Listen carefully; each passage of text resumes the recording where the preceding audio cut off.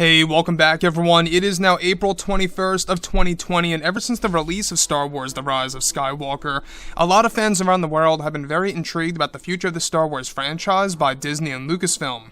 This is Mike Zero. Make sure to subscribe if you are new to the channel for future Star Wars content.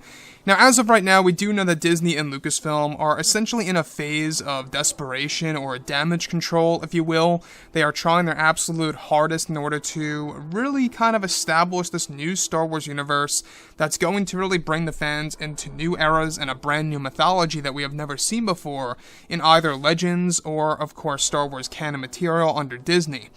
Now, one thing that's for certain is that The Rise of Skywalker is a movie that got some criticism. There's no doubt about that. Maybe not as much as The Last Jedi's. That's pretty much a given, right?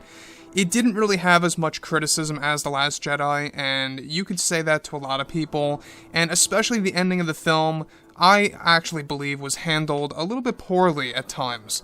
When we look at everything related to what George and JJ had originally planned for Episode 9 before Kathleen Kennedy stepped in, many different endings were in fact changed and switched around, and that's exactly why they were making all of those last-minute changes back in October of 2019. It's one of the main reasons as to why we didn't get as much TV spots that had different shots than we had already seen before in the actual trailer and stuff around those lines. Now, on top of all of this, what's really intriguing all has to do with the original ending sequence that involved Rey and others, where now that both Disney and Lucasfilm are finished with The Rise of Skywalker, they are focused on their new Star Wars trilogy of films, as well as the new Star Wars universe. Now, it's explained that The Rise of Skywalker had a very tough and shaky production due to Kathleen Kennedy initiating many of the reshoots and rewrites for the film, where one of the major changes to the movie had to do with the ending of the movie. It's noted that before the final version of the film was established, there was an original cut of the movie, just before last-minute changes were made to the Tatooine sequence. Now, it's said that the original scene that both George Lucas and J.J. Abrams worked on involved a segment in which Anakin Skywalker's Force Ghost voice would guide Rey to developing her very own lightsaber, which is the yellow one seen in the final film. The original ending involved Rey sitting in the same cave that Luke Skywalker sat in for one of the deleted scenes from Return of the Jedi, where he himself developed his green lightsaber. The scene was also going to involve the voices of Leia, Luke, and Ben Solo, all guiding her to make the final adjustments to her lightsaber. George Lucas played a major role in this scene that eventually progressed to a moment in which Rey was originally going to meet the Force Ghosts like Anakin, Luke, Leia, and even Ben Solo within the Lars homestead on Tatooine with the brand new Skywalker theme by John Williams that was actually recorded last summer of 2019. Now, that scene was going to involve an older version of Anakin Skywalker besides Luke and Leia, where Luke's design as a Force Ghost was said to have shorter hair like how it was in The Last Jedi's ending, and of course him in the black robes instead of the ceremonial robes. As far as Ben Solo's Force Ghost design, his design was in brown Jedi robes with slicked back hair for the scene before it actually got deleted.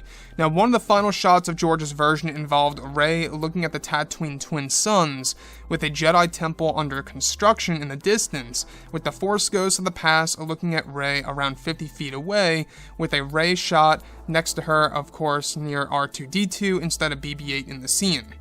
So, the thing about George is that I believe that this sounds more like a proper ending because you have a movie called The Rise of Skywalker with the name Skywalker in the title, and this ending seems more like an homage, a nice little callback, as a way to honor all of the Skywalkers, whereas in the final version, we only get a little glimpse. I mean, it's significantly shorter than the Force Ghost sequence in Return of the Jedi. If you look at Return of the Jedi, we get a nice, beautiful shot of Obi-Wan, Yoda, and Anakin.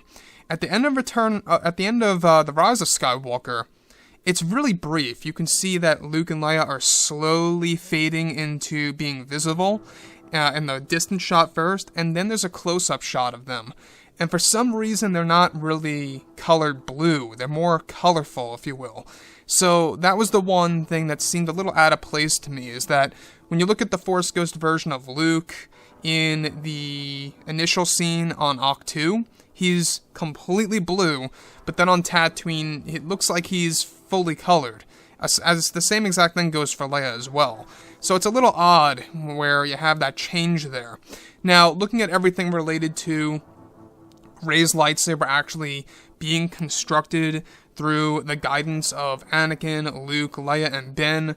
That seems more proper to me. It kind of shows us exactly how she was going to complete her lightsaber design, and how it was all going to be done in the same exact cave that Luke built his lightsaber in, or finalized it in that deleted scene for Episode 6 back in the 1980s.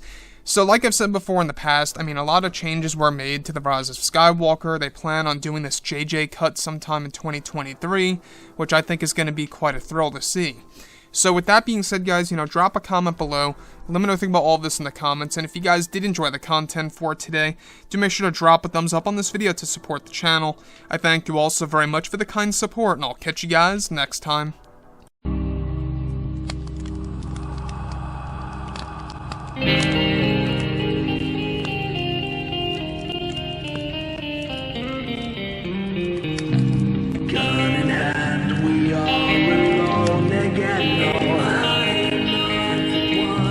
Night to moon, we hear them moans again.